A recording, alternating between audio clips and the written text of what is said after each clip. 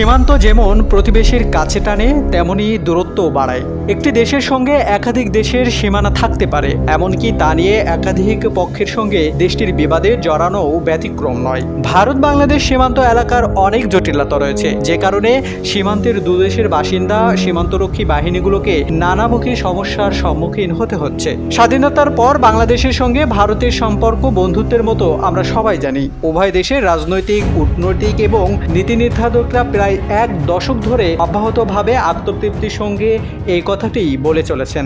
বাংলাভাষী সব মুসলমানকে অবৈধ বাংলাদেশের তকমা লাগিয়ে সীমান্তের এপারে ঠেলে দেওয়ার যদি লক্ষ্য না হয়, তাহলে ভারতের বাংলাদেশের নীতিতে এমন কোনো লক্ষ্য সম্ভব আর নেই যা অর্জিত হয়নি। নানা দেশের সীমান্ত নির্দেশক সরু রেখাগুলি শুধু মানচিত্রে সরু দাগ নয়, বরং তার চাইতেও জটিল এক বিষয়।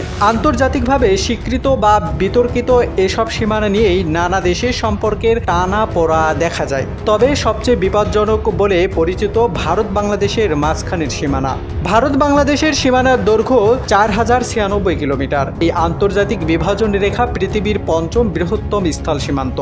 সংরক্ষিত হিসাবে গত এক দশকে এই সীমানায় 1000 জন বাংলাদেশি নিহত হয়েছেন। দক্ষিণ এশিয়ার সবচেয়ে গুরুত্বপূর্ণ দুই বন্ধুপ্রতিম বাংলাদেশ ও ভারত। বাংলাদেশের জন্মলগ্ন থেকেই দুদেশের মধ্যে এক নিঃশর্ত সম্পর্কের বন্ধন তৈরি হয়। ভারতের সমর্থনে 1971 সালে মুক্তিযুদ্ধে পাকিস্তানি বাহিনীর পরাজয় নিশ্চিত করা সম্ভব হয়েছিল। দুদেশের মধ্যে দৃঢ় অর্থনৈতিক, রাজনৈতিক সম্পর্কের বন্ধনও বুনিয়াদী কিছু সমস্যার সমাধান আনতে পারেনি। সীমান্ত রেখা নির্ধারণ, যৌথ নদী পানি বণ্টন, অনানুষ্ঠানিক বাণিজ্য, আন্তঃসীমান্ত অপরাধ এবং অন্যান্য কিছু বিষয়ে এর মধ্যে অন্যতম। এসব বিষয়ে নানা সময় দুই দেশের সম্পর্কের উত্তেজনা সৃষ্টি করেছে।